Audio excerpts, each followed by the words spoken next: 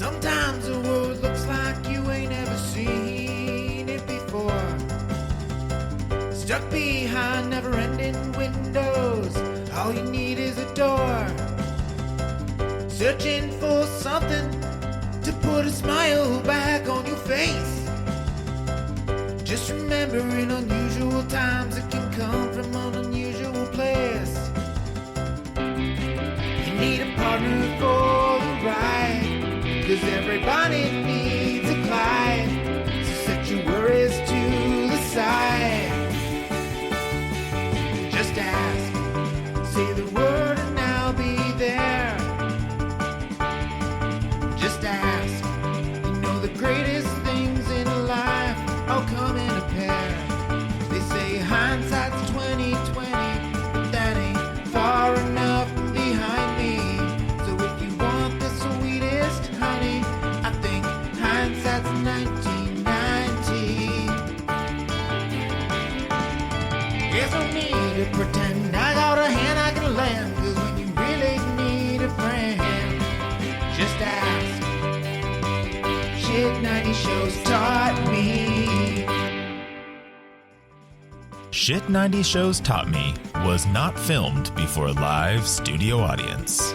Are you ready to oversleep and miss your last final, forcing you to spend the entire summer with the guy you're crushing on?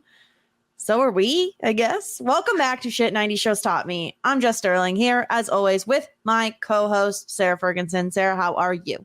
Good. Honestly, couldn't be me. I just feel like, no, they didn't oversleep, Jessica. Sorry. Over made out. Okay, and this is my first and only gripe with this episode, because otherwise, this episode is perfect. 10 out of 10. We've had possibly two of the best episodes back to back. Now, my gripe is there is no way in hell that I am making out with someone for 2+ hours. Are you kidding me? If you're doing other things, maybe, but they're essentially just making out. I haven't done that since I was 16. Jessica, they're 2 years over 16. They're kids. But it changes when, in my opinion, they haven't had sex yet. They haven't had sex yet. But they've had sex in life, just not with each other. Well, yeah. I just think that until it's very realistic until they've had sex. 2 hours. Yeah. Maybe not continuously, but a make out, a cuddle, maybe some hand stuff.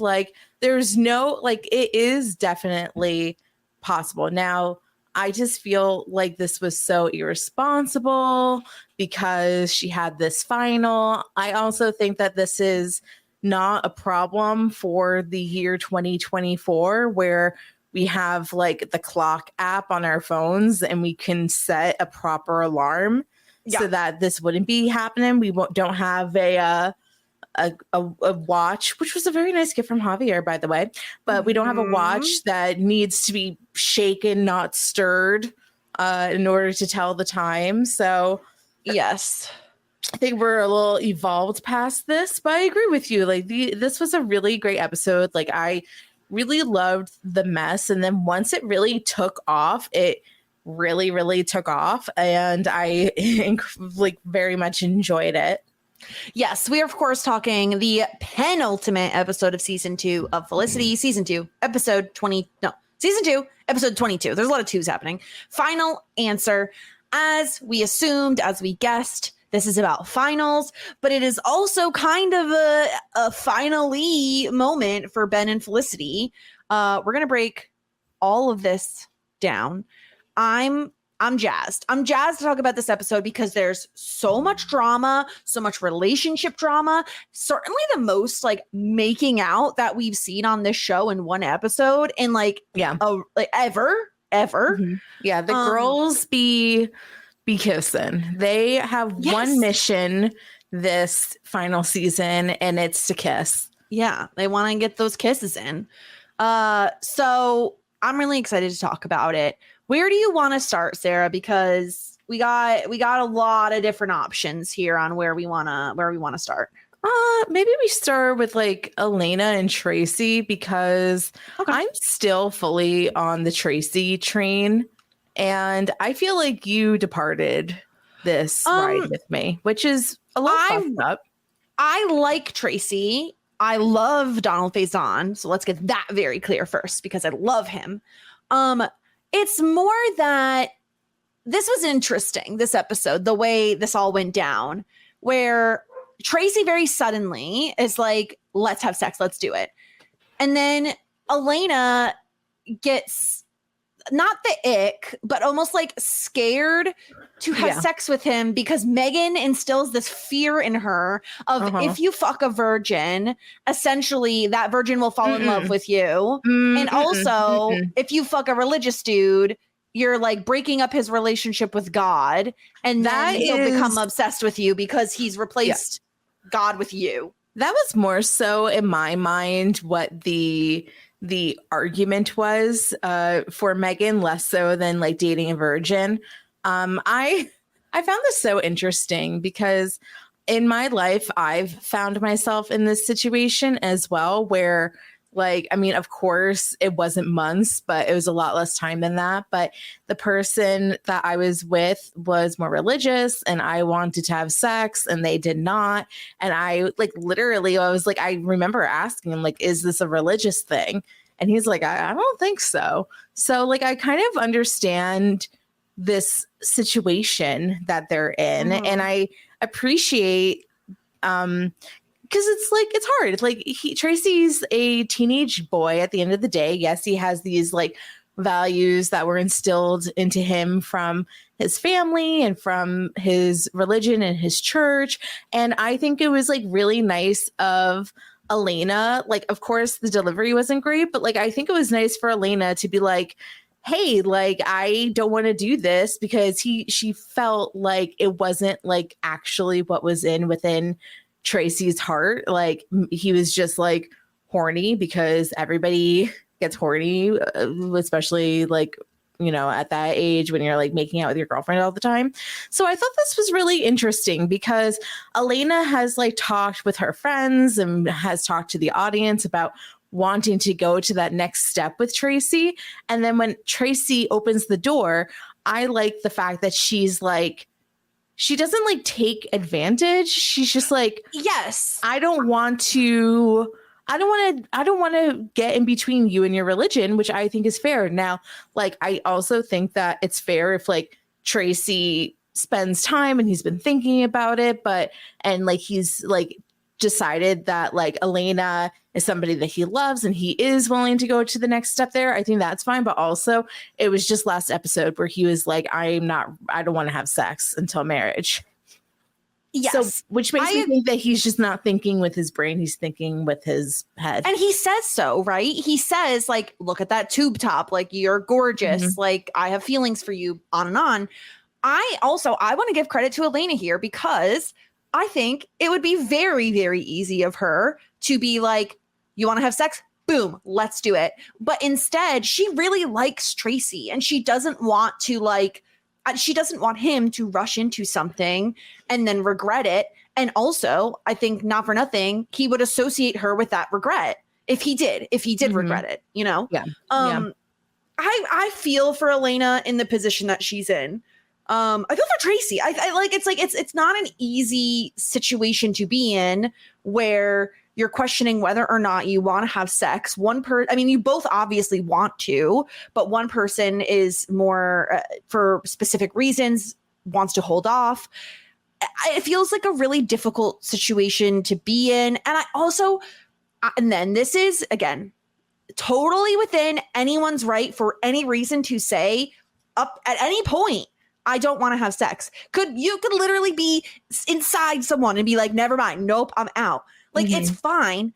But I feel bad because it was like, okay, then Elena gets on board and she's like, I finally come, I'm ready. Let's do it. And then Tracy's like, no, you were right. And it's like, oh, it's brutal. Like it is a lot of back and forth. It's very brutal. I don't know where this is going, Sarah. We have one episode left. I'm not spoiled. I have no idea if Donald Faison is in the next season. I have no idea. I'm a little nervous that something is going to happen and they're going to break up next episode. But I don't know. Yeah. I truly do not know either. My hope is that he is here for at least another season. I really like his character. I think that it's really exciting to see a Black man who is smart and funny and like seemingly a family man. Like I think it's like it's a really important archetype to see on TV, especially in the 90s, and see somebody that like wants to be a good boyfriend and wants to be a good partner and is going to be a great doctor. So yeah, like I definitely would like to see him for another season, and I have hope.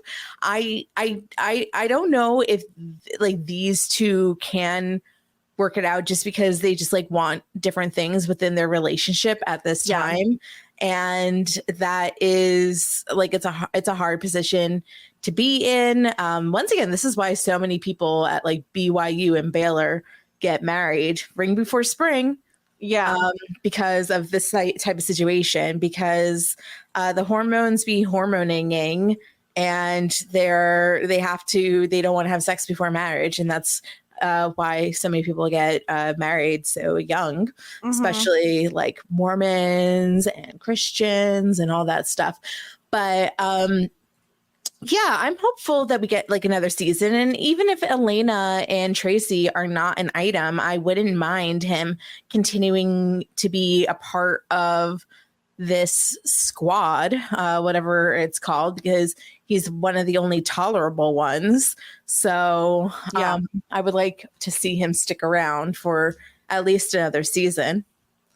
Yeah, I totally agree. I would love to see more of Tracy and Donald Faison on the show.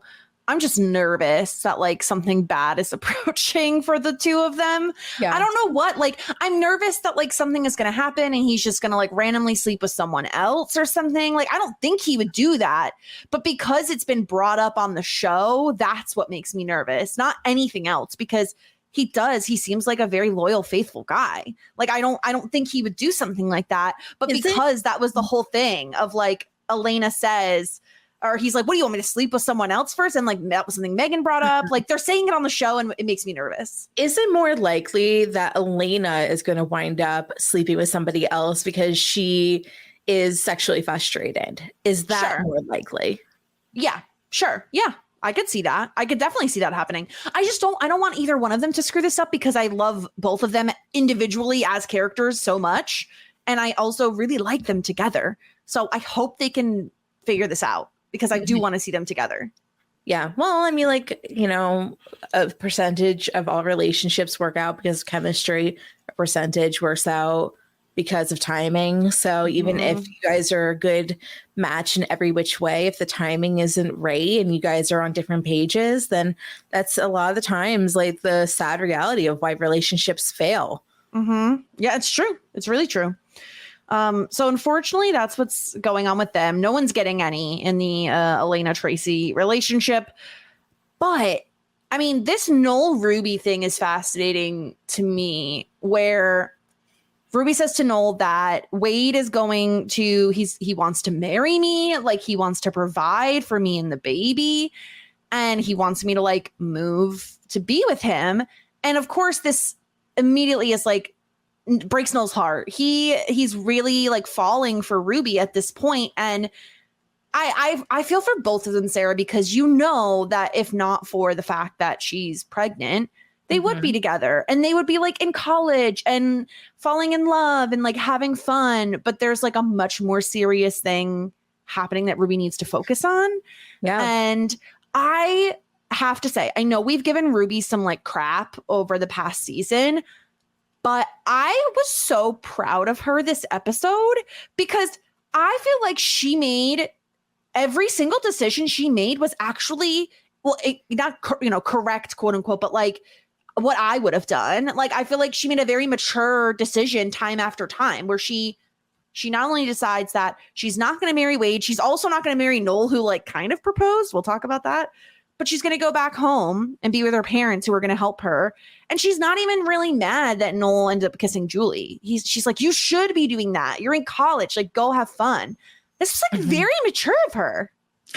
Yeah. I mean, I think that sometimes having a situation like this where you're pregnant, about to be a mother, it ages you in terms of maturity levels, because you have to do what's right for you and your baby. I'm really, really happy that she did not accept Wade's marriage proposal. When she said that, I was like, are you freaking kidding me? I mean, and she was seemingly going for it for a while. And I was just like, that is not a good idea. You barely know him. Yes, he should be in the baby's life. He says that he wants to be. He seems like a decent guy. And if he wants to provide, then cash money, baby. We are getting that child support. You know, Britney Spears just stopped paying child support to Kevin Federline because her youngest just turned 18. No, I didn't know that. That's wild. Yeah, I know. He was getting millions of dollars a month or whatever, because for 18 years, essentially. You better save those millions over the months. You know that he spent it on stupid baggy pants and hats.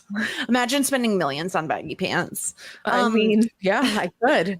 I totally understand why, though. If I'm trying to put myself mentally in the place of a college-age kid who's pregnant, about to have a baby, and she does say her parents don't have a ton of money.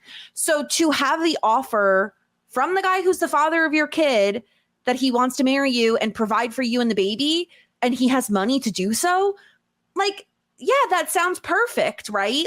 On paper, that sounds great. It sounds romantic. It sounds lovely. But I think it's difficult for her to make the decision to say no to Wade, because I mean, that's a lot he's offering, you know? Yeah. To be honest with you, I can just see myself wanting to be taken care of in that situation. And if somebody was offering to treat me like a special baby princess, then the only answer is yes for me. So I can definitely see myself, especially at that age, jumping into a marriage, especially because life is really scary and unsure, and she's gonna have a baby. But ultimately, I did like the conversation that she and Noel had, where she was like, you know, if I wasn't pregnant, you and me would have a little tiff about the Julie thing, and we would make up and go on our merry way. But this is not the situation. This is not what is happening. I need to take care of shit. And we've been saying for a while that we think that she's just going to go back to Colorado with her parents. And I think that that's the right call for her. Let's not rush into any relationship or anything. I did think that Noel saying, because Julie was like, would you marry Ruby? And Noel did say, if it was my baby, yes, which I feel is such a ding ding for us, who said that if it was Noel's baby, Noel would step up in that capacity, because I do see Noel doing that. I really do. And I think that it was hard for him not to commit to her in that way, even with the baby not being his. So yeah, I mean, it's kind of big stuff all around, but I think ultimately Noel gets to continue his education and being a normal college student, not having to be a father or a stepfather. And Ruby will have her baby, and hopefully she'll do well off screen in whatever capacity she's going to do well. Maybe she'll go to the University of Phoenix, get her online program in art history. And then I don't know what kind of opportunities are out in Colorado for art. I'm not quite sure. Yeah, I agree. Gosh, Noel is very sweet here, and it's nice to think of what he wants to offer Ruby, but this is also proof that, remember when we talked about, Felicity and Noel are together because they're both just, a little loco, they're both, a little bit bonkers? Yeah. This feels kind of typical of Noel to be oh, this other guy offered to marry you? Well, maybe you should just stay here with me and we'll get married. And it's he's like, I'll marry you better. I'll marry you better. I'll do a better job. So it is funny, but this is typical Noel. You know what I mean? This is something he would do. Granted, to your point, it is incredibly selfless of him to do something like, you know what I mean? Like he'd be taking on a lot. I don't even know if he understands the amount that he'd be taking on and doing something like that. Especially if he winds up, like if he wound up adopting the baby, then he is officially responsible for the baby. Yes. Yeah. I mean, like I feel like if it was his own child, he would absolutely go down this path. But oh, definitely. And it's really nice of Ruby to like let him off the hook, so to speak, and say like, no, because if she said yes, he would follow through. He would marry her and take care of this baby and all that other stuff. But it's not what he should be doing. And I like that Ruby recognizes that and says, you need to be a college kid and like go kiss girls and have fun. Like that's what you should be doing. This is my, cross to bear. This is my thing to do. This is my kid to raise. So I really loved what we got from them because I kind of wasn't expecting it. Like, I wasn't expecting it to end in the way where Ruby has this offer from Noel and Wade that she turns down to go home. I thought it was going to like her life erupts a little bit. She runs back to Colorado, like I kind of like that she had the agency in saying no to both of you. I need to go do this on my own. So yeah. Yeah, I feel like I'm less surprised by this outcome. I am satisfied. I think that especially what they wound up doing with Amy Smart's character, I think that her choosing herself and her baby rather than a man is really good and very healthy. And also it's very big of her, of a 19-year-old girl to do that. But I think that her family is going to be there for her and maybe Wade in some capacity. And you never know. And like 50 years after Felicity and Noel break up their marriage, maybe maybe Ruby will come around and like, they can like golden bachelor it. Great. Yes. This is what we want for them. So while we're on this subject, I think we should dovetail right into Julie, Noel, Sean, that whole situation. Yeah, I'm not going to have a lot of favorable things to say about Julie, TBH. And I know that some people are not so happy with the Julie hate, but I'm sorry. But when I see a skanky hoe, I call out the skanky hoes. Go ahead. I'll let you go first with your thoughts on. Well, you just can't say that Julie didn't fuck Sean over because he is like, he is really working double. He's like, hey, like I just want like now that like some like finals are over, maybe I can like take you out. I would love to take you out. She goes like, maybe if I survive. So a non-committal answer. And then later on, she says to her friend, she's like, yeah, like I'm not really into him, but like I guess I'll give it a go just because we have fun together. Megan is like literally saying to like Julie, hey, Sean's like a catch. Like he's a cute guy. And like, basically Julie has to be like talked into the fact that she wants to go on a date with him. Then Sean is working double to make a great date and bring her to like places that she really likes and and before that when he brought her to the store and like basically made her like a gift basket of like study aids of like, I got you Tums for your nerves and I got you this and we're going to pick up like fresh ground coffee for you. Like he was spoiling her. And all the while she's just like not really into him, but like, I guess I'll just go down this path. And Sean, like I said, is working double trying to plan the perfect date. And then we see Sean like walk in on Julie, like macking Noel on his very own couch. It's a bunch of bullshit. And it's just like, once again, Julie does not have any obligation to go out with Sean, but don't lead the man on, you fucker. So here's where I stand on this, because I agree with you that the end result of all of this is Sean gets hurt. But I am with Elena when they're having that entire conversation, right? It's like her, Elena, or Julie, Elena, Megan, Felicity, they're all kind of sitting and chatting. It's when Megan says Sean's cute. And Elena asked Julie, if you like Noel, why are you going out with Sean? And Julie says, I like Sean too. He makes me laugh. And I couldn't say no when he asked me out. So here's where I stand on all of this. Because I agree, like, to us and to almost any other person, if like this guy is taking the time out of his day to like make you this like study aid gift basket, like, you generally don't do that for your friends, right? Like, you do that for people you like. And he's told her he loves her. Like, this is above and beyond. And so she probably does realize that. She probably does see all of that. But the problem is, I still very much feel like she doesn't know how to turn Sean down. And I think she is like almost like an optimist, where in her mind, she's like, I really like Sean as a friend. I have a great time with him. Maybe, just maybe, I say yes to this date. We go out on it. And maybe I start to develop feelings. I really think that's what she's thinking. That maybe, just maybe, I think she wants to like Sean. I think she really does. She wants to like him in the way he likes her. I think the problem is she doesn't know how to turn him down without like breaking his heart. I also think like it's really hard when the guy keeps asking you out. Like, I think she feels obligated to give it a shot.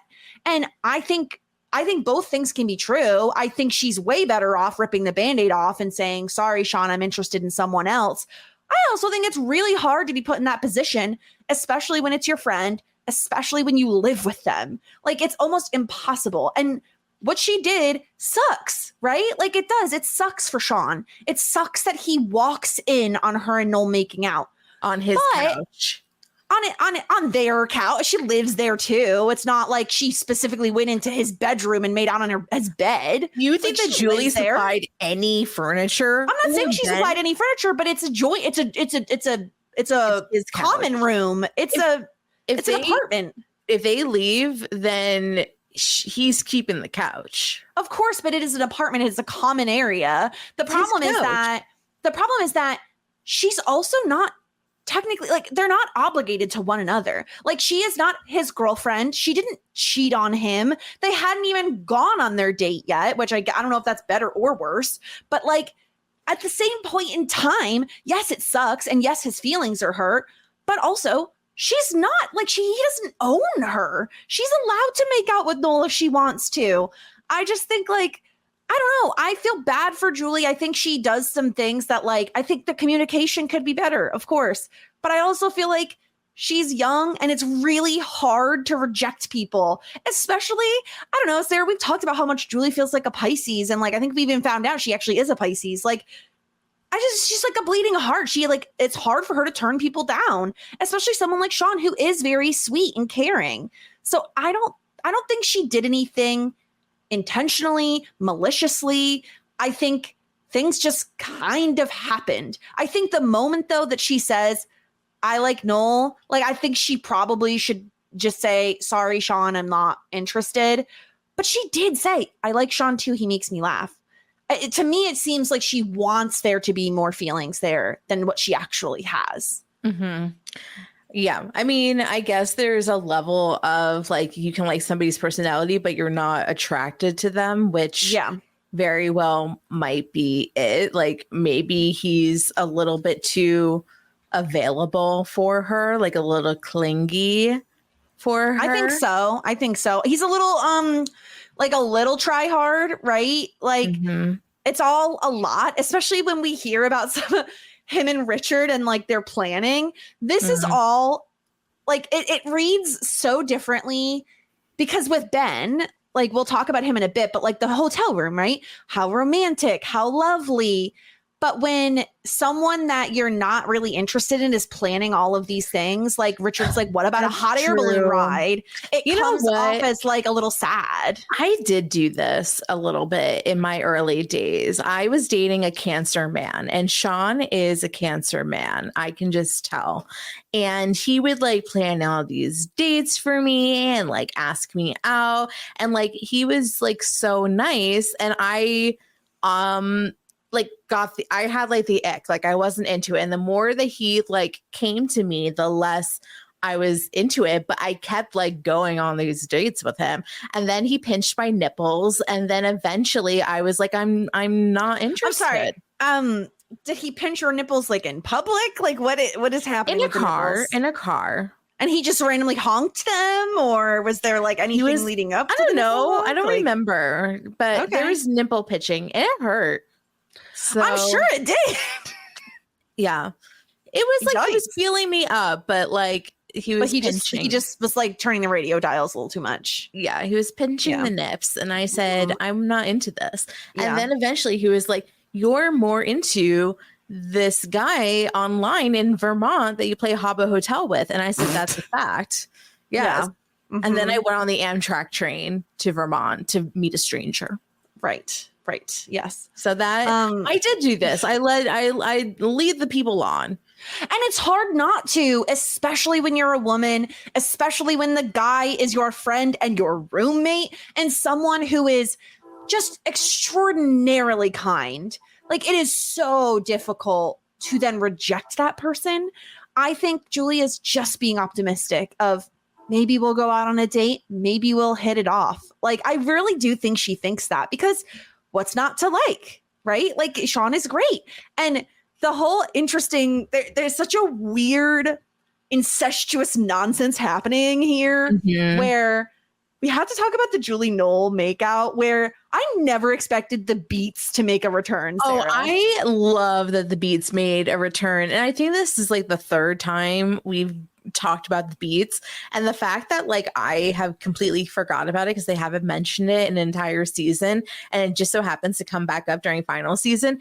It's great. And I remember when Megan mentioned the smart cookies, the smart powder, I was like, that sounds very familiar. And then freaking Noel, because once again, Noel is allergic to beets, and it makes him very like hyperactive and kind of like he's on cocaine. And when he gets kissed by Julie, like it's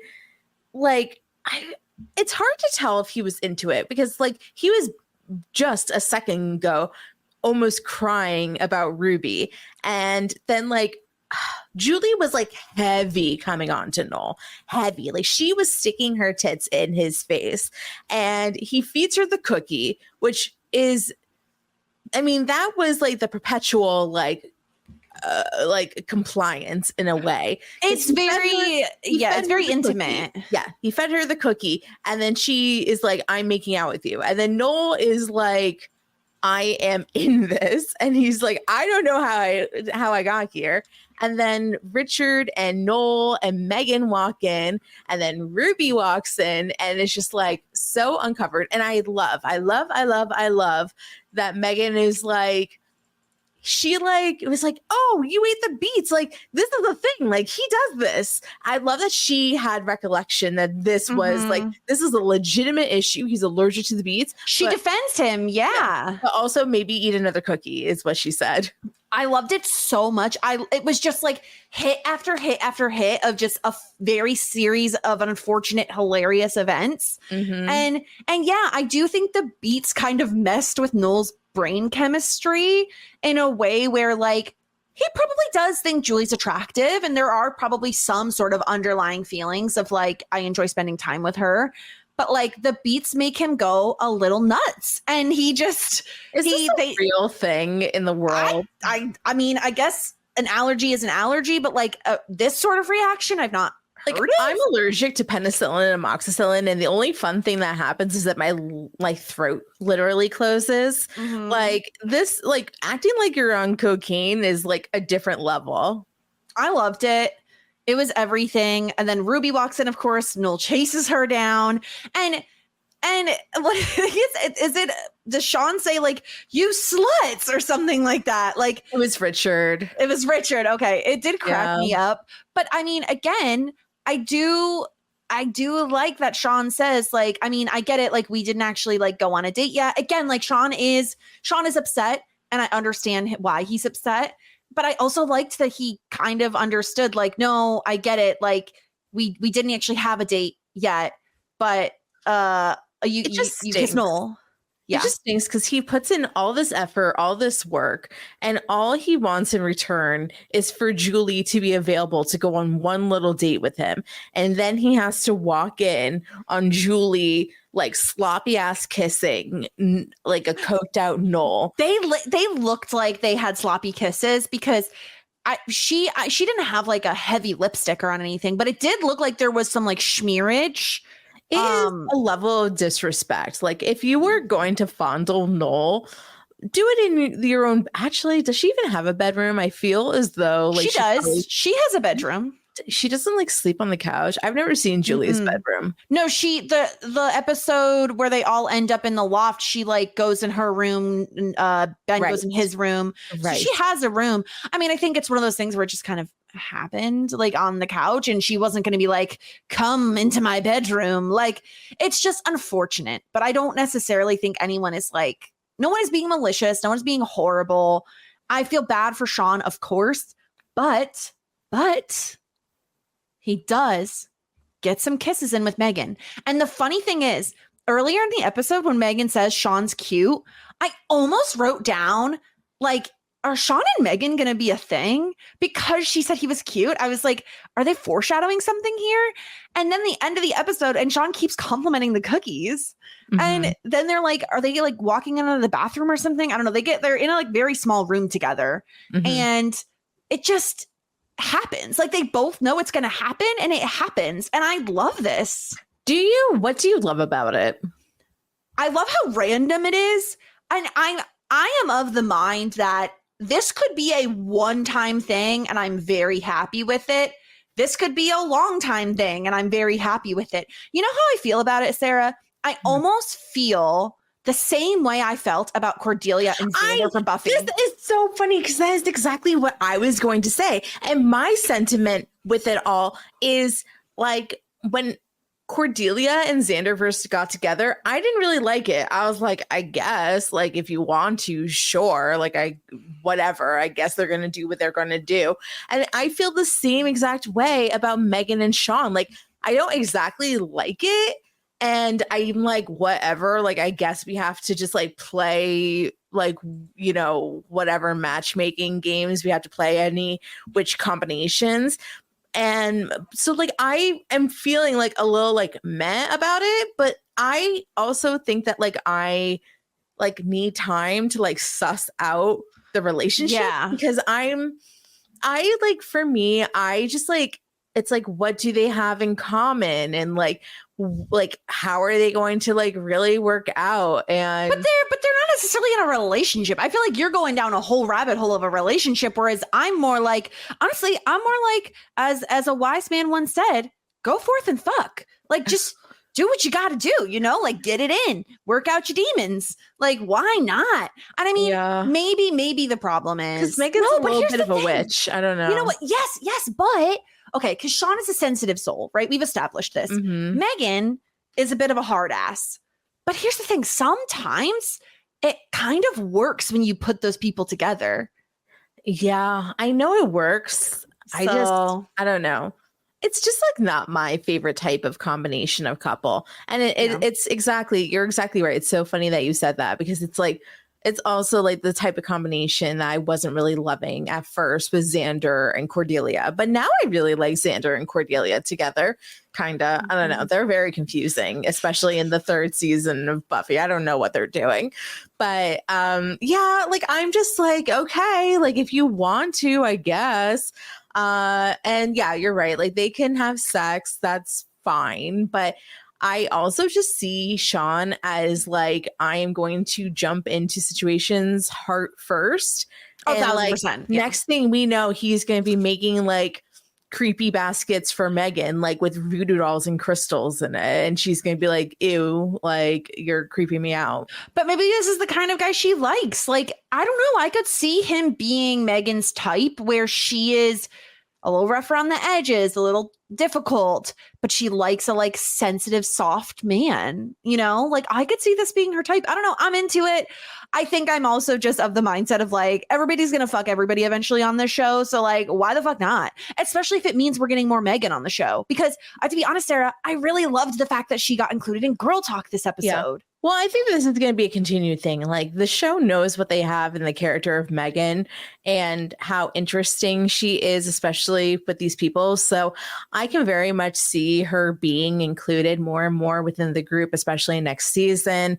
This is the end of a season. So Megan's already like we see her like every episode pretty much, but she's a recurring character or whatever. She's in the intro for this season. So yeah, so I can definitely see her joining the group more often, and maybe just maybe like that is whether it be like a Felicity, like I'm bringing you in, or like a Sean, I'm bringing you in. Like I can see it happening.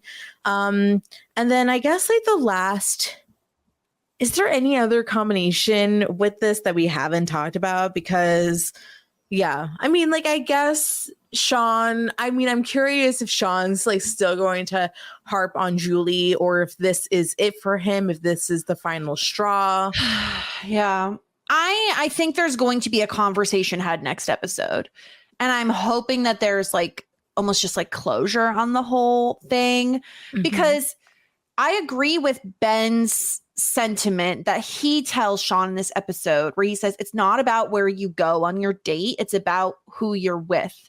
And I think that's really good advice, that like no grand gesture, friend gesture, what have you, is going to matter unless it's the right person. And I'm hoping that all of this shit that went down is enough for Sean to see Julie as just not the right person for him. So, and then with Noel, like dealing with Ruby leaving, he's available, but is he emotionally available for Julie? What's going to happen with them? This is an excellent question. I think what might happen is Julie is comforting Noel with the absence of Ruby, and they have sex. That's my guess. I'm gonna guess that. What do you think? I don't know. Like I forget. Where is Noel from? Chicago? He's from Chicago, I think. Yeah. And Julie's a New Yorker, I think. No, she's from like Ohio. Oh, they're both Midwestern girlies. I think so. Okay. I mean, like that's only like a state away or something. Oh no, 2 states away. It's Ohio, Indiana, Illinois. That's the order. I don't know geography. I don't know who you think you're asking, but no one. Well, I'm as a Midwestern girly. I'm telling you that. Is Ohio Midwestern? Yeah, I think so. I think it's like right on the border, right? Yeah, it's like right, because obviously Ohio is like against Pennsylvania, and Pennsylvania is the East Coast. So I think it's considered Midwestern, but I'm sure some of them probably consider themselves East Coasters. Yeah, I mean, maybe I can see them spending some time together, but we will see. I'm like not feeling that I feel like they just need to take the summer and like figure out what everybody wants. Yeah, maybe they'll get refreshed over the summer. But can I ask you, how are you feeling? Because this has been quite a number of episodes at this point now where Sean and Richard are like BFFs. They're hanging out constantly.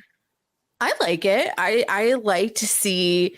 I mean, I like Richard. I think Richard was really, really funny when he was doing his shenanigans in the dorms. I like when he was like Noel's ops, but I think it's kind of funny that like there's like a nerd hangout. Like it's Noel and Sean and Richard, and these are kind of like quirky bros, and the quirky bros like hang out. And Ben is kind of like forced to be included sometimes, and Ben probably just sits there and be like, you people are freaks.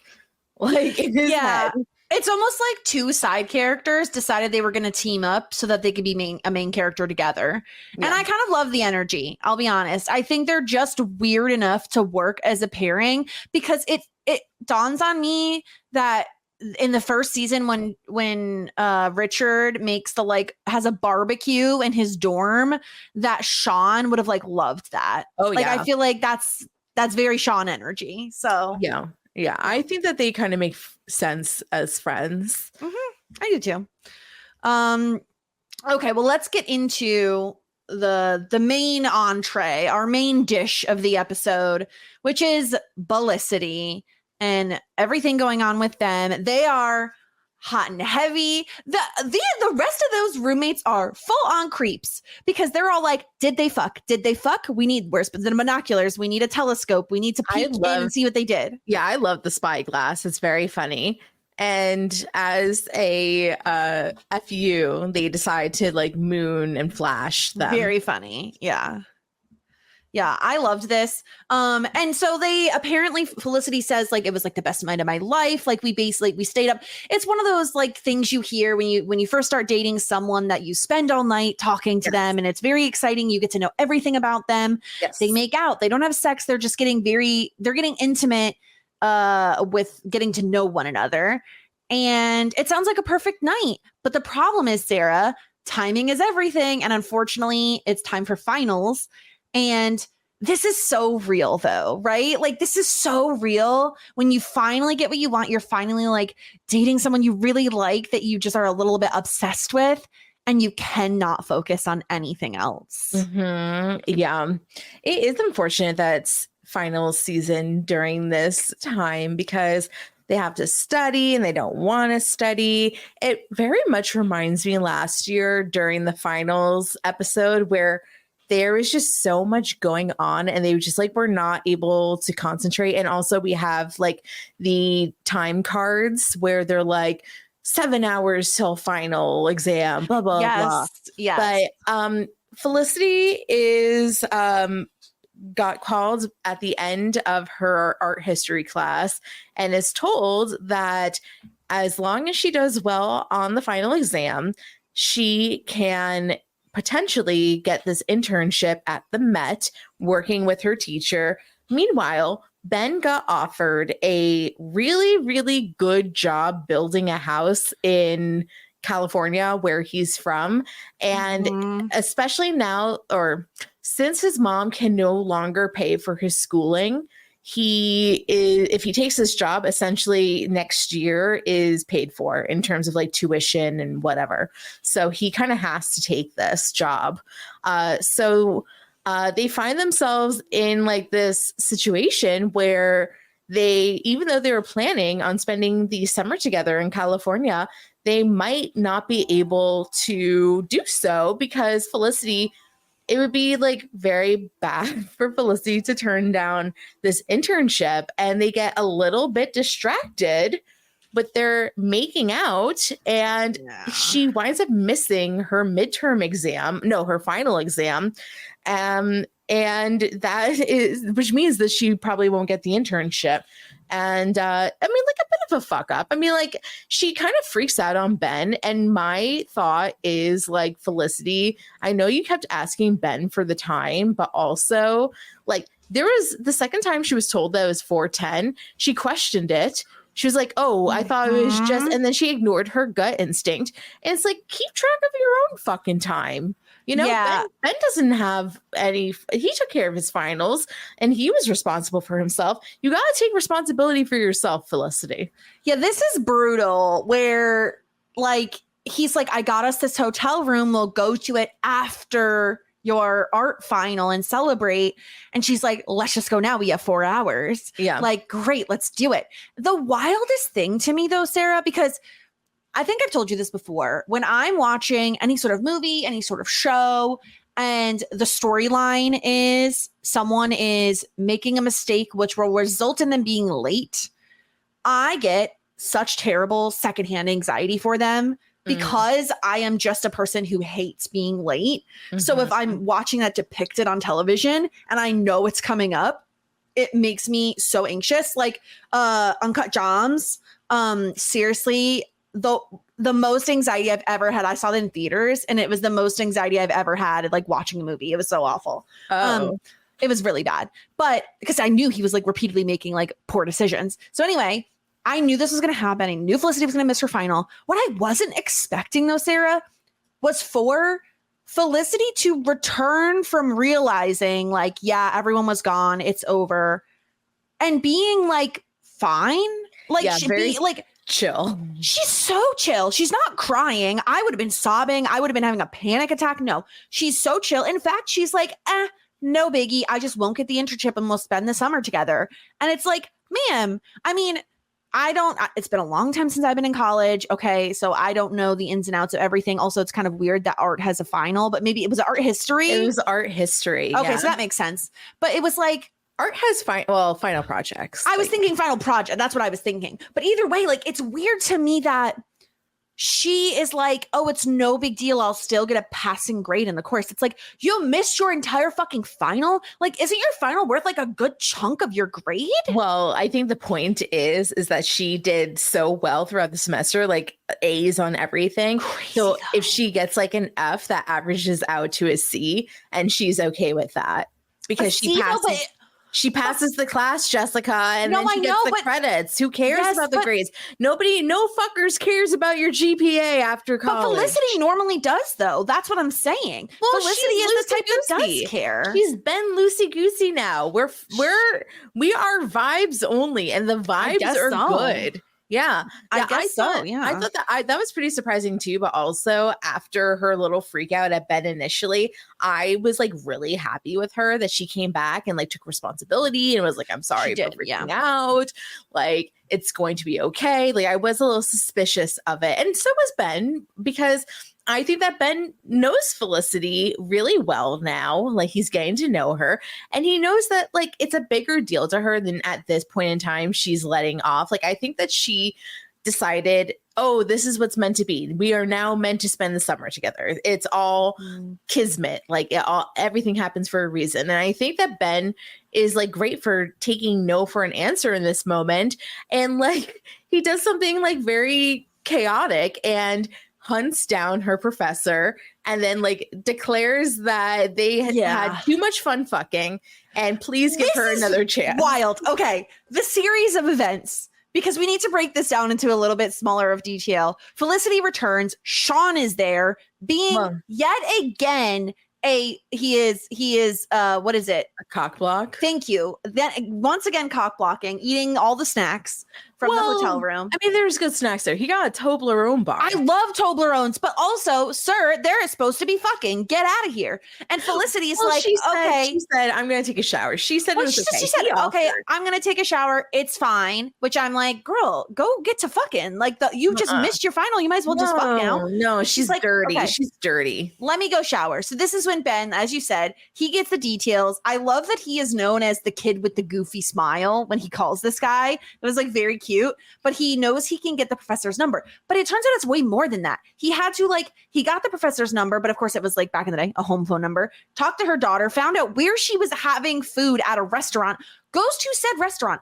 I thought he was going to say like, listen, this is all my fault. Like, please give her a second chance. He gives her so much detail. He literally says, we were fooling around and we lost track of time. He's like, you know what? I was fingering her with my middle finger. I did this swirly thing she really likes. Yeah, I started, and then like I was doing the alphabet on her clit, which is something that she also really likes. Mm-hmm. And then I whispered in her ear that I was going to like make all of her dreams come true. And then after that, we realized that she missed her final. And that's on me. That is on me. It was hysterical. I am too good at pleasuring my girlfriend. It is too funny. And I also really, really enjoyed the moment where he says, oh, my gay boss is getting married. It's actually also Felicity's gay boss, but it doesn't matter that he's gay. And I was like, exactly, Ben. It doesn't matter. Yeah, we don't have to put it like that. Yeah, like the only worst thing that he could do there would be like my gay Hispanic boss, yes, who is like 5'8" and has like a heavy accent. Like that's the only way that he can see that even worse. Also, while we're on the topic of Javier, Can we talk about that tiny moment of when he walks in on them kissing and he's like very excited? He thinks he's Cupid. He asks, this is interesting. He asks Ben to be his usher for his wedding, and he wants Felicity to be his best man. Yes. Fascinating. I love this. I think it's hilarious. Yeah. But we're definitely ending the season on the Javier wedding. Like, that's definitely what next episode is. Yeah, I agree with that. So yeah, Ben got a watch. Did Felicity, which is the watch that is not, it's not run by batteries, it's run by motion. I have one of those watches. I don't understand this. I've never heard of this before in my life. You have to jerk it off a little. No, because it runs on like inertia or something. So you have to like wind it almost. Well, you have to shake it. And he didn't shake it properly. And he didn't shake it long enough. The issue, it's like not like I've heard any more than 3 shakes and you're playing with it. I mean, yeah, that is true. It is, yeah. Like, I don't know if it's like the most efficient way. I think that there's like watch things that like self shakes it, like little stands, and it's like a charger. But yeah, like it's a shaking emotion. I have one. Next time I see you, I can show it to you. Please, you'll need to, because I kind of don't understand how any of this works. And here's the thing. I can tell time. I promise you, if you were to put a clock in front of me, I could tell the time. But yeah, I don't see the purpose in like old style clocks anymore. Why are they not all digital at this point? Like, what do we need the other style of clock for at this point? I don't know, girl. I don't know what to tell you. I'm asking questions that Sarah's like, I don't even entertain. Here, hold on. Are you here? Let me present something to you. I just want to check something. Oh no. I just want to make an experiment. So like I'm about to share my screen. Okay, so I'm showing you a clock. Yes. What time is this? 8:47. Is it because you see it on the top clock? I don't see anything at the top. Okay. All right. So I just see the clock. I know how to tell time. Okay. I just really wanted to make sure. Yeah, I can. I promise I can tell time. I just don't understand the purpose of non-digital clocks at this point in our lives.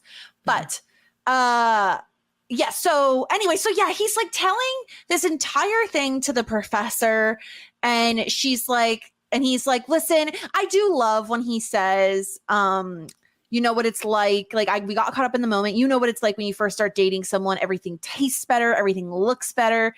Time just flies. Like, it is relatable, right? Like, it is so relatable that when you are, it is, especially when you just meet someone, everything about them is new. Everything about them is interesting. Like, those are such exciting times. They are. It's so funny. I feel like I've said this so many times. I love those times. Like, in my opinion, the best times of a relationship are that time when you're first starting to meet someone, and even if you're not even dating yet, but you're like feeling each other out a little bit, and you're like, wow, everything they say just like is great. They're amazing. Like, you can't stop talking to them. And when you're not talking to them, you're thinking about them. And when you're not thinking about them, you're bringing them up in conversation. Like, it's all very exciting. But then like also the like after a few years or a few months or however long, really, until you've reached that like settled in point, like that is also like, to me, like the best. Like, that it's like just a very cozy couch or like a big beanbag chair you just like settle yourself into. Like, I feel like those are the top 2 moments, like time periods in a relationship, you know? Yeah. But I just thought this was so sweet. And the way Ben does it is very endearing. It's very earnest. It's like, it's sweet. And so she writes something on this piece of paper and she says, give it to Felicity. And I love him mistaking her brother for like her husband or something. It was very funny. Yeah, that was pretty funny. Yeah, like I was like impressed that this worked with this professor. She must be a romantic at heart. Yeah. And he runs back to Felicity and is like, she's still in the bubble bath. She is taking a long bath. And he tells her that, you know, he went to the professor, he was able to do this, and she can instead of retaking the final, she can write a paper. And then they spend the rest of the night in their fancy hotel writing a paper together, which I also thought was very sweet. I love this too. Like, and the reason I loved it is because it's a different form of intimacy where you're like collaborating on something, and there are times where you're going to need to both be completely silent to like work, furiously on it. And there are times where you're talking back and forth, and you know what I mean? Like, it felt like something that a proper relationship, a proper couple does. So I really liked this because also we know Ben isn't like necessarily the most studious guy. So I thought this was like very, very sweet that not only did he go way out of his way and to like do all of this, but then he also like helps her write this paper. The entire situation was like so freaking sweet. And I'm very, very happily team Ben at the moment. Yeah. Like, I mean, obviously this is just like a right now situation, and they're going to be together for a bit, and obviously Felicity and Noel are like meant to be together. They will be together, and that's how we'll end the show. But for like a right now, like precursor relationship to the person that she's meant to be with, and Noel, yeah, like this is really great. If I was a person that fully supported Noel and Felicity in every capacity, I would be extremely happy right now. And, very, very high on Ben, but I'm also even more so high on Noel. Obviously. And so, unfortunately, fortunately, however you want to put it, the paper works and Felicity gets the internship. And so now we have a problem because Ben is going back to California to work during the summer because, as you said, he has a hookup. He needs this money if he's coming back to New York in the fall. Like, he doesn't have a choice. He needs to be able to pay for his tuition. And Felicity has an internship in New York City. So obviously something's got to give. At the Met. That is the thing. It's at the Met. It's not only an internship, it's at the Met. It's at the Met, everyone. Okay? It's at the Met. Just in case people missed it. Yeah. It's very important. It's at the Met. I mean, it is. I mean, like, I've never been to the Met. Is this surprising to you? I mean, no, because you're probably just like going to the Natural History Museum over and over again. I love the Natural History Museum. I know. I've been to the Met a lot because as an art major in a school in New Jersey, like I had a lot of field trips to the Met. That makes sense. And then also I would go on my my boyfriend at the time's field trips to the Met with him. So yeah, he had to go to the Met a couple of times too for his classes. So I just like kept going to the freaking Met. The Met's great. I could never go to the Met ever again and be okay, but the Met's great. Yeah. I mean, it's a huge opportunity. So I think now is where we need to kind of make some guesses here because like my first question for both of us is, are Felicity and Ben going to be in the same location over the summer, whether it be California or New York? No. Okay. I think that they're going to take the summer apart, but maybe maybe they'll be sending tapes to each other. Like, this is the opportunity. Like, number one, it's summer. It's 2 fucking months. If you can't spend 2 months away, then you're useless.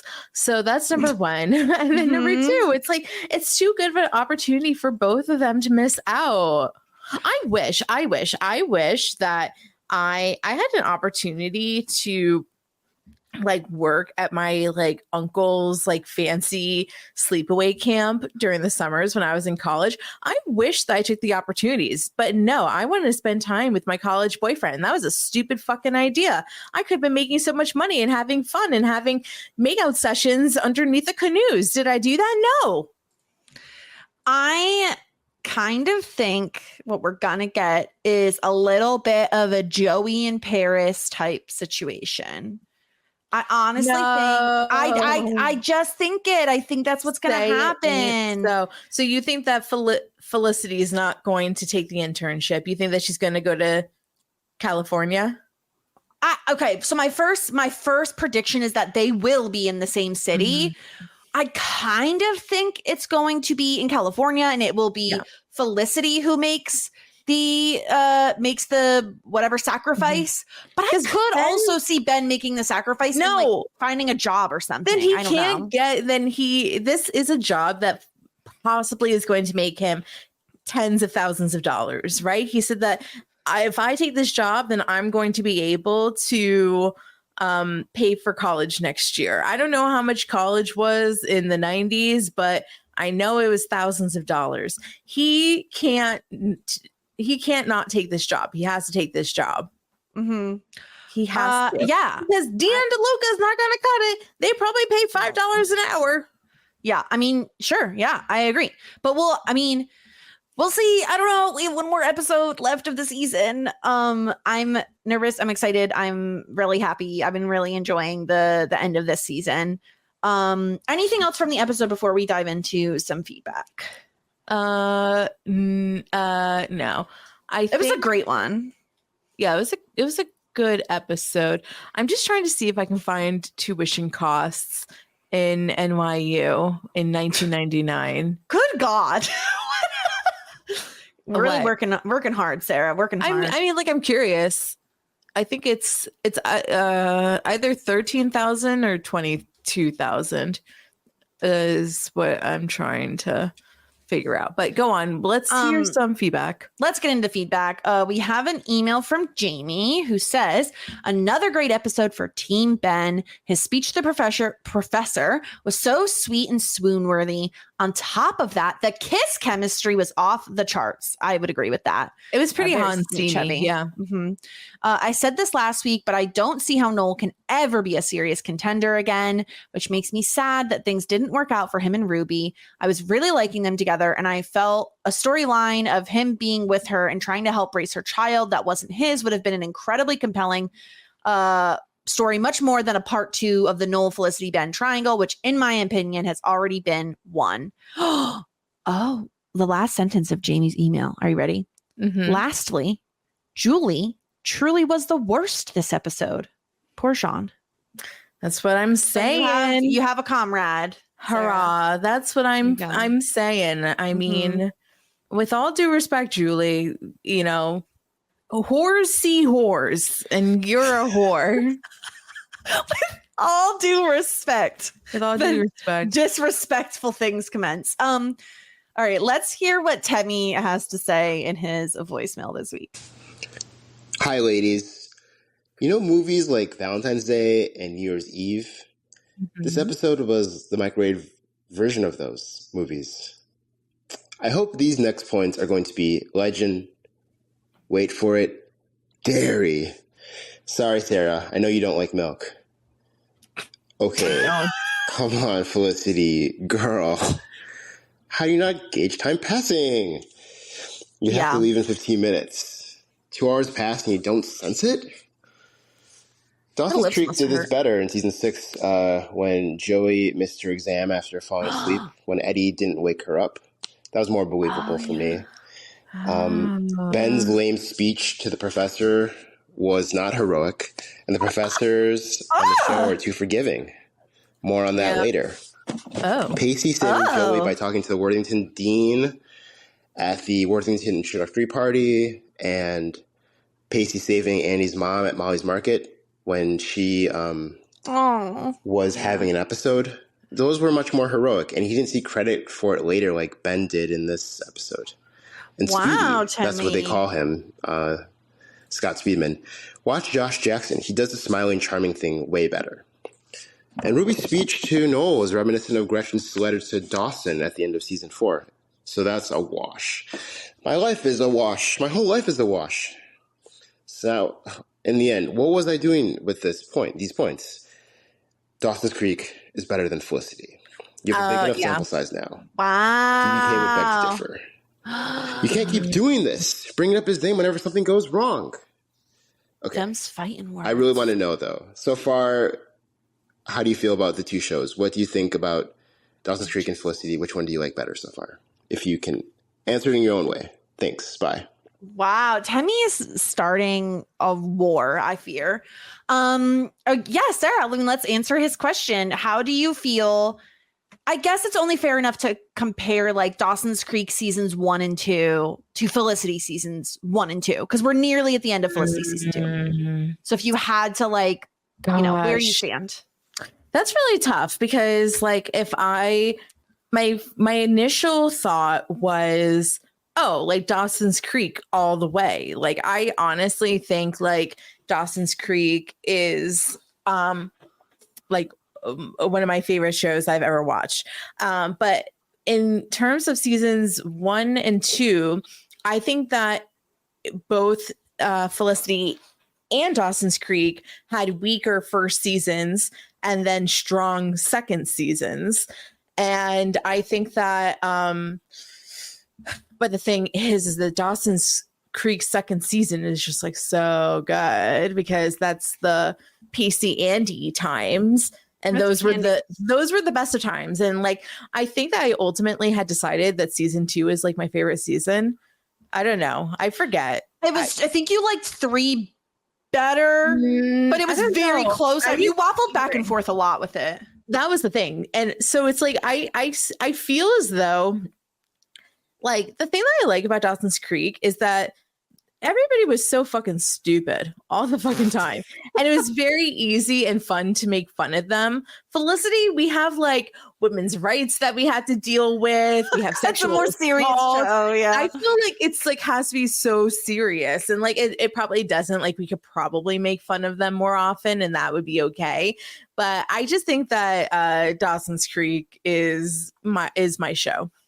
It's a really difficult question to answer because I think you can look at it like subjectively or objectively. Like Felicity handles certain topics with more care. I feel like they do a better job with specific topics and making it feel not so dated, whereas Dawson's Creek was a little bit more willy-nilly about things. It's also hard to judge because we haven't finished Felicity, so I don't have the exact like, okay, did they nail the ending? Like, do characters start acting like out of character? Yeah. But with Dawson's Creek, it's so hard to separate both my nostalgia for it because I don't have that for Felicity because I had never seen it prior to now. And also Dawson's Creek, I think for us and the podcast was like, it felt like we loved Boy Meets World. Do not. I'm not trying to say we didn't. Dawson's Creek was our first like teen drama. And I felt like when we started Dawson's Creek, it almost our podcast hit a new level of like, I loved it so much because it was just so ridiculous. Like it was so fun to like poke fun at these characters. I felt like we hit our stride with Dawson's Creek. And so for that reason, it's really hard for me to separate my feelings on the show from my experience podcasting about it. Okay, so 2 follow-up questions. Is this the case of like, I will 100% of the time rather watch Romy and Michelle's high school reunion over Shawshank Redemption. However, I acknowledge that Shawshank Redemption might be a better film. I think that's correct.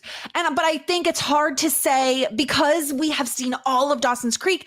We experienced the highs and lows. We had to slog through some shit, you know?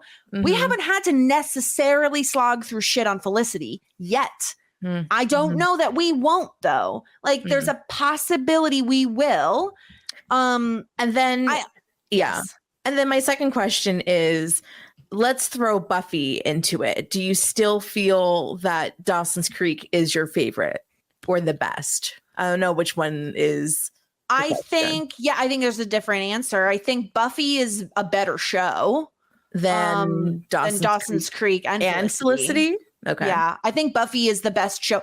Again, your mileage may vary on what you prefer. Like I like the like supernaturally stuff. I think it's very fun. I think it's a very female-driven show, which is another reason I really love it. And I think it has a lot of female empowerment, which I also really enjoy. So I think, like, again, your mileage may vary on what you prefer, but I do think just like there was something about Dawson's Creek for us as a podcast that like really clicked. in a way that, like, I'm not saying nothing ever will again. It's more so that, like, that was when I really felt like we were locked in. Mm-hmm.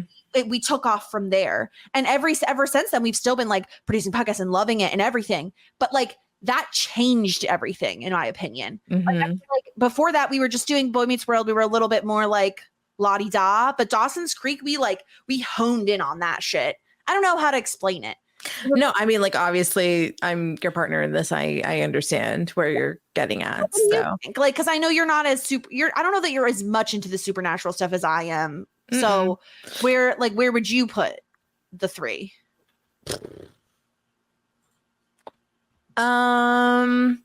It's kind of interesting because, like, when Felicity, okay, obviously Dawson's Creek is like ahead, and then if I'm comparing Felicity and Buffy, it's like I think that like Buffy's more consistently a more exciting show to watch, but Felicity's highs so far are like more exciting to me than Buffy's highs, because Buffy's highs is like very like we have like the vampire and like the lore, and then we had to open up the gate, and then we had to close the gate, and then we go to hell. Like, it's very like I have to think so fucking hard and try to figure out what the fuck is happening in Buffy 100% of the time. Yeah, you have to watch actively versus a little bit more passively with. Yeah, like I have to like concentrate so hard on the lore, and it's just like, once again, it's just like not my chosen drama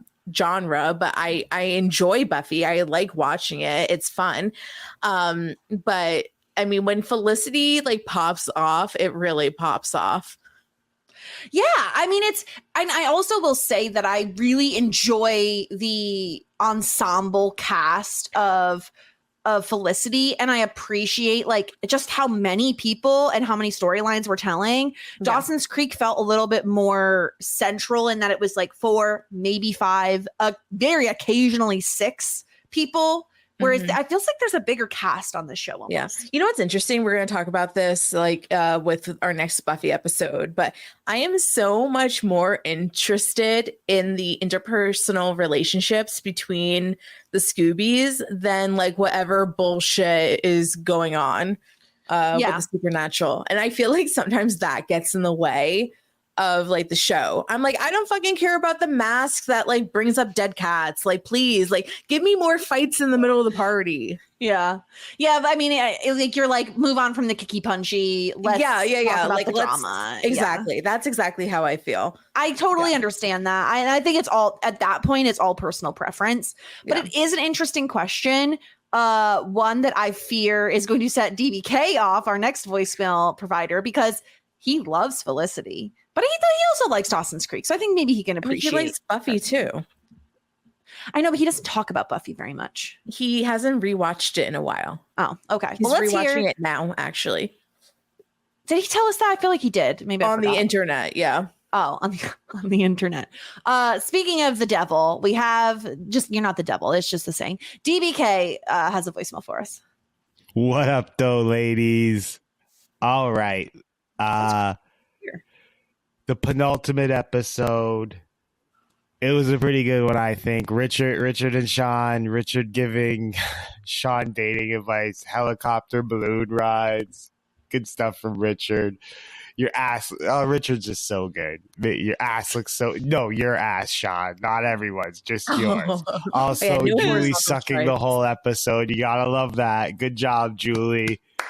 Also, Elena, from now on, don't take advice from Julie. Only listen to Megan, because Megan is spitting the truth about Tracy. I don't know why you're listening to Julie.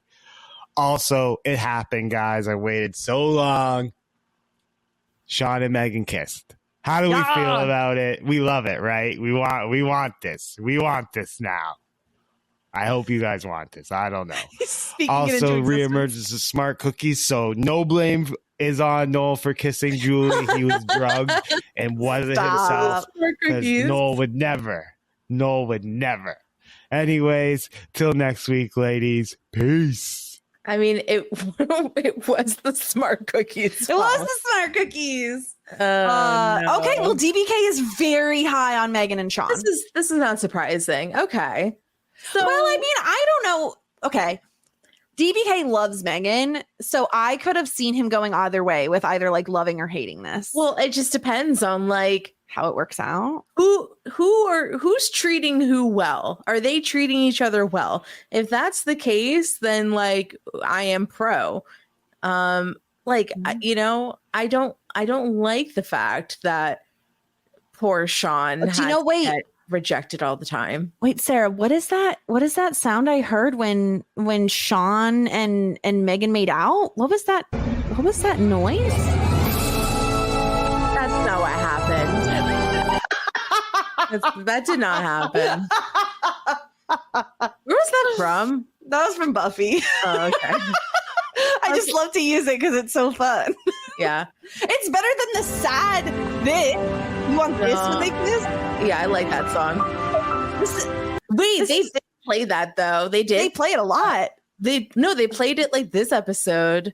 But was it during Ruby and Noel stuff? Yeah, of course. Yeah. That is their sad music. They get their sad music. It's their special sad music. We'll never get to hear it again. Yeah. Well, I'm excited that DBK is excited. That's all I want is for DBK to be happy. Me too. I just want good things for him. Mm-hmm. He'll never be happy as long as Julie is on the show. Well, maybe they'll kill her off. Oh my God, no. She's going to be like the Jen where they just literally hate her every season and they do bad things to her. Yeah, probably. Hey, I found out that she has her own show or before this, I think. What's her name again? Who are we talking about? Jen from Dawson's Creek? Julie.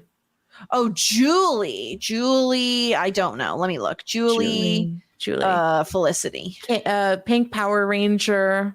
Amy Jo Johnson. Okay, so Amy Jo Johnson was on a show called Susie Q, or maybe it was a movie. Oh, Susie Q. Okay, yeah, I love you. It's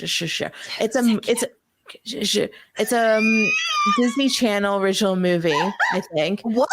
From 1996. Susie Q. What? I'm looking this up right now. Yeah, we gotta watch this. 1997. Yeah, she plays a ghost. She plays a ghost. What is happening in this film? She's a ghost. Death a ghost is girl. just the beginning. That's what it says on the poster. Yeah. A fantasy comedy television film. Mm-hmm. I just want to see. It tells the story of a young woman dying with her beau on her way to their winter formal back in the mid-50s, coming back to her old house 40 years later in order to help her parents avoid being kicked out of their trailer park home. What is this? Okay, how do we get this movie? Is it on Disney Plus? Probably not. I don't. They're very gatekeepy about certain movies. Let me see if they want to do the vault nonsense bullshit. Yeah, I think so. Let me see if we can like request on the Plex because this is a movie that I would love to watch. I would watch this. This would be really fun. This could be like one of our like we watch a movie with a person that's from one of the shows we cover, sort of thing. Yes. Yeah. Susie. So there was another. Oh no, it was Curly Sue. That's what I was thinking. You were talking. There's a movie called Curly Sue that I remember loving. No, Susie Q is not on Disney Plus. We are only pro Susie Q. No Curly Q. No Curly. No Curly Sue. No, Susie Q. It's Susie. Did you ever? I know, but did you ever see the movie Curly Sue? No. Have you ever seen the movie Pippi Longstockings? You've asked me this. That she can do all sorts of things with her hair. I know. Curly Sue is a 1991 film. A homeless man and his young companion who survive by conning people meet a woman who may need them even more than they need her. Yeah, I she don't have big curly hair. We don't need to. No. Also, before we wrap things up, as we're going to do in a second, did you see? Okay, because you love the awards, don't you? Do you watch the awards? You like the outfits, right? I watch every single award show, the whole thing, even if it's boring as fuck. Okay, so I assume you saw the one, the only Dawson's Creek alumni, Joshua Jackson. Yes. Looking stunning as always. Very good. Yes. And they were honoring somebody that was very heavily in the Dawson's Creek and like writing for Kerr Smith, which honestly, they kept talking like, oh, like, you know, it was the first gay kiss on television, like first openly gay character, blah, blah, blah, stuff like that. And they didn't even name drop Kerr Smith, which I found that to be highly offensive. Yeah, I don't like that. Yeah. It's like, if you're going to praise him for say his name, give him recognition. Yeah, his name should be in your mouth. Yeah, even with the chocolate milk, just do it. Okay, but did you also see that when Joshua Jackson went out on stage, of course they played the Dawson's Creek theme and he laughed and it was the best. He was very bashful about it. He said, "Oh God, this song." Yeah. But did you see, there was an interview with him on the red carpet. Did you see this where like he talks about how, cause he, you know, men wear like the loafer things and it looks like they're not wearing any socks with them. And then it hurts their feetsies, but he had those like no show socks and he showed them and he was like, these are the best. Oh, that is what you wanted to tell me from the. It was really endearing. Story. I thought it was sweet. But the other thing I wanted to say. Okay. The other thing I want to say is, did you see this new show he's going to be on? Yeah, he's like a doctor on a cruise ship or something. He is a doctor on a luxury cruise ship. Mm-hmm. He looks very good. Let me say, a man in uniform. Did you watch it yet? It's not out yet, I don't think. Oh. No, it comes out the 26th, so not yet. But the poster for it, it says big deck energy. It cracks me up. All right. Do we have to watch like the first episode and like give maybe we'll try it and I'll report back. A 10-minute thought. But you saw Philippa from Hamilton is in it too. Yes, I did see that. I love Philippa. Anyway, those are all my findings. We have to give a winner. Who's the winner of the episode? Ben. I agree. Let's do it. Good job, Ben. All right. Next episode, the finale of season 2. The biggest deal there is. Oh. I don't know what that means, but maybe they go on Deal or No Deal and then they wind up getting the $1 million. That would be great. I mean, that would be great. Yeah, Meghan Markle giving out the million winning briefcase. Yeah. Yeah. So next week, the biggest deal there is, that'll be the finale of season 2. If you have any thoughts, as always, shit90spod.com, shit90spod@gmail.com. If you want to send us in a voicemail, we would love to get one. And of course, 5-star reviews are always welcome and appreciated. I will read them, whatever they say, on the podcast for all to hear, no matter what they say. So go ahead. I dare you. Leave us a review. Anyway, anything else, Sarah, before we skedaddle on out of here? No, that's it. Oh, Drop Dead Gorgeous came out this past weekend. We covered with Stuart. Go check that out. It was a ridiculous movie that I honestly kind of want to watch again because do it up. And I'm not a big movie girl. So that's how much I loved it. Nice. But yeah. Check out the podcast. It was a ton of fun. But all right, until next time, we will talk to you all later. Have a good one. Bye. Just ask. Shit 90 shows taught me. Shit 90 Shows Taught Me was not filmed before a live studio audience.